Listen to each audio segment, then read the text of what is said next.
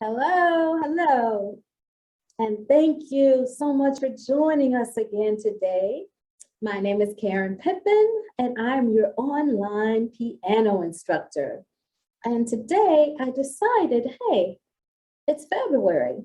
How about I do a tribute for Black History Month? So I said, okay, I'll pick someone in the music industry.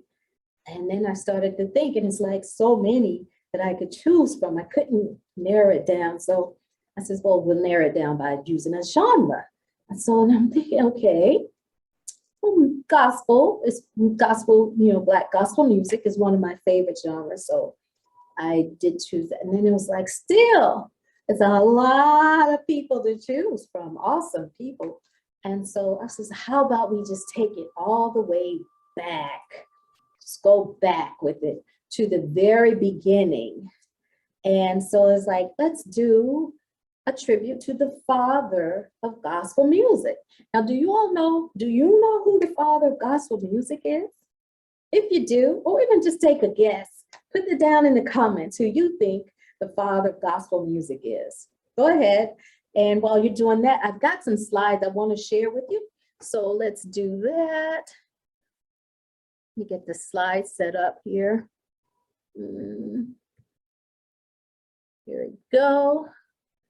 Who is the father of gospel music? Well, if you took a guess, great. And if you said Thomas A. Dorsey, you are correct. Thomas A. Dorsey, he is known as the father of gospel music. And let's look down here. Here's a picture of him in his younger years, Thomas A. Dorsey. Now, again, he was father of gospel music, so he wrote over 1,000 songs during his lifetime. That's 1,000. That is a lot of writing. So he did a big contribution there by contributing 1,000 songs. Now, all of them were not gospel. Matter of fact, his earlier songs were what we call the blues. And just a little background on him, he was born and raised in Georgia. And when he was about 14, that's when he took his wings and decided he would go to the big city of Chicago. During that time, quite a few Blacks were migrating to the north. So he did choose to go up to Chicago. Now, he was the son of a pastor who, his dad was a pastor and his mom was the church musician. She played piano and organ, so hence his musical background. So anyway, he headed up to Chicago, and within just a few days, he landed a great job playing piano at nightclubs now at 14, but he was playing piano at, it says one of the first nightclubs that he played for was one of Al Capone's nightclubs. So anyway, he landed a job doing and playing there. And after a while he was there, he began to make a name for himself. So he must have been pretty good because he started to make a name for himself, and he was in demand at several of the nightclubs there in Chicago. And he was playing his blues music, where he, most of it he wrote himself. And eventually he started to play with different bands too. And after a while, he was in great demand to play with some of the more popular traveling groups. And one of them being Ma Rainey. I don't know if you've ever heard of Ma Rainey. She used to be one of the very prolific blues singers during that time, the early 1900s. Maybe mid-1900s. That's a picture of him with the band, Ma Rainey's band. Actually, it was a recent movie that came out featuring Ma Rainey, played by Viola Davis. So yeah, she was very popular. And that was, I think he wrote about 300 songs just for Ma Rainey and her band. And they traveled for many years together. They traveled on what they call the Chitlin circuit, which was a network of venues and places that Black artists could go and perform on. So he played and wrote for several others like Bessie Smith. I think Bessie Smith, she started off as a background singer for Ma Rainey. Actually, there's a movie out for Bessie Smith with Queen Latifah. She was playing Bessie Smith. I think that came out last year, a couple of years ago. Pretty good movie. But yeah, if you have time, look out and check out Ma Rainey. She was an awesome blues singer. But anyway, Thomas Dorsey, he did write for her and travel with her and her band and several other bands during this time. And he was doing very well for himself. He had, at this time, had a young wife back home there, Chicago, and she was very pregnant, and tragedy hit. He did receive word that his wife had taken ill, but of course, during that time, there was no email, there was no text, no, it took a while for him to get the message, and then it took a couple of days for him to even get back home. If I understand correctly, he was in St. Louis at that time, so he had to get from St. Louis to Chicago, and by the time he had made it, she had passed away, and so had his newborn son. They both had passed away. So that was very tragic for him. And he took it very hard. Matter of fact, he shut everybody out of his life at that time. And he just didn't want to be around anyone. So it was several months. And but during that time, he did turn to, his upbringing, which was in the church. So he turned to God for his strength. And he began to continue writing. He began to write out of his hurt and out of his pain, and writing more songs that was geared to hope, the songs hope and life. So anyway, he wrote several of those songs during that time. And let's put this here, the next one. One of the songs that came out, it was called Precious Lord, Take My Hand. That was that ended up being one of the more popular songs. But during that time, it was brand new. And because he had said he was not going to be traveling and doing the blues circuits anymore. So he was just focusing now on the music that the Lord had given him, which, so he called on one of the young singers there at the time. Her name was Mahalia Jackson. And I know some of you should know her too.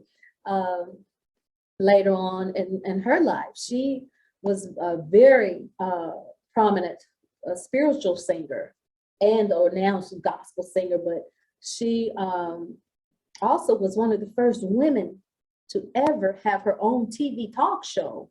So if you have time, look up her, look Miss Mahalia Jackson up.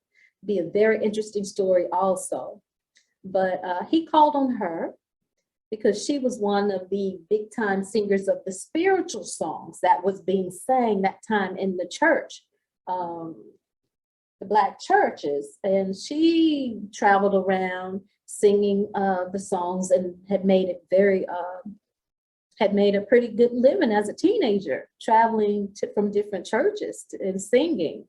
So he called on her and just kind of went over some of the songs. But some of the spirituals, they're called old Negro spirituals that she did sing. I'm trying to think of like Wade in the Water, Wade in the water, children, wade. Oh, I love the Lord, He heard my cry. Some of the older songs like that would go down Moses, way down in Egypt land. Tell old Pharaoh, let my people go. I'm gonna lay down my burdens down by the riverside. Those were some of the older spirituals, Negro spirituals that were being sang or sung that time in the churches. And so now with Thomas, he had his music.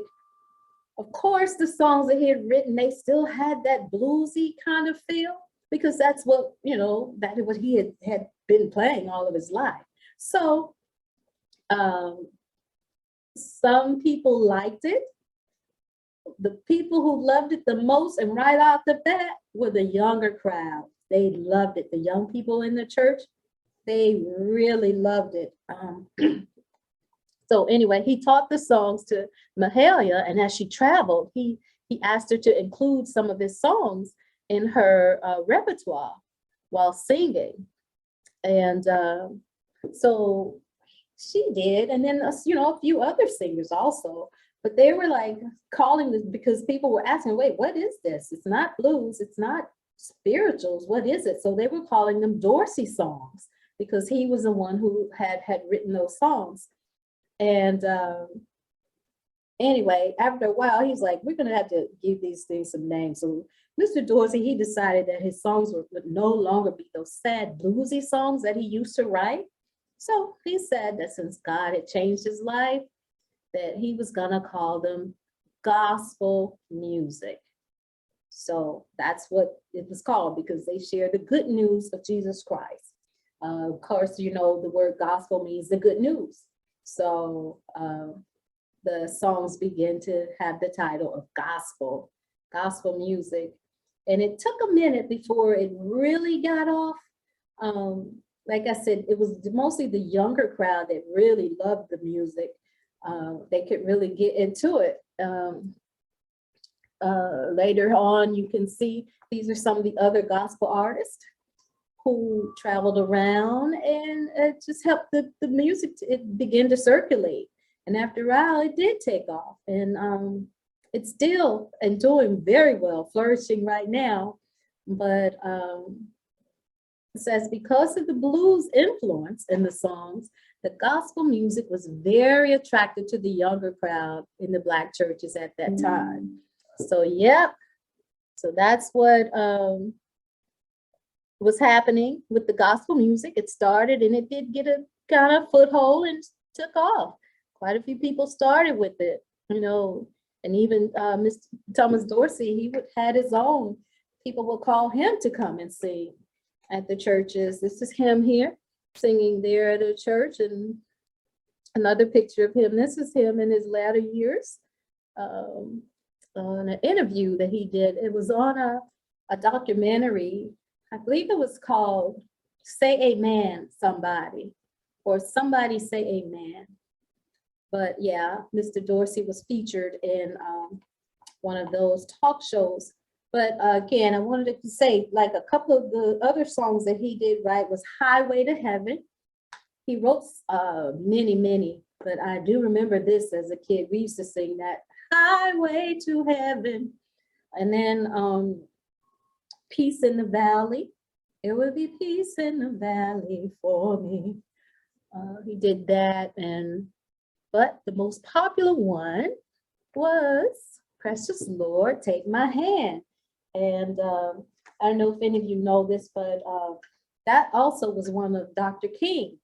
Martin Luther King Jr. That was one of his favorite songs. And whenever Mahalia Jackson was anywhere near or around, if he was going to speak, he would always call for her to come up and sing Precious Lord, Take My Hand before, he would speak. So this became a very popular song.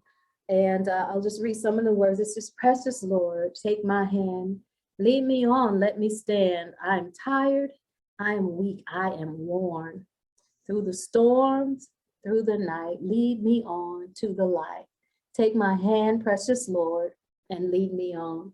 Now you can just kind of imagine during that tragic period in time that he turned to the Lord. He's like, writing music of hope. I can only do this if you take my hand and lead me on. So there is hope. So what I'm going to do is I'm going to play a little bit of that song. I'll play us out with Precious Lord, Take My Hand. I can't play or sing too loudly. It's kind of late in the evening here. I don't want to wake anyone up, but I'll play a little bit for you as we go out. And again, thank you so much. I'm going to go ahead and play us out, but thank you so much for joining us I hope that you enjoyed learning about Mr. Thomas A. Dorsey today, which was our tribute for Black History Month. So again, thanks for taking time to hop in and check in on us. And if this is your first time, please hit the subscribe button. Thank you so much. And thanks to all of you for being here. And I will see you next time.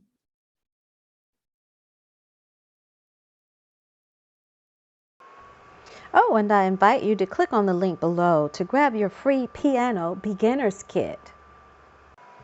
Okay, and now I'll go ahead and play an excerpt of Precious Lord, Take My Hand.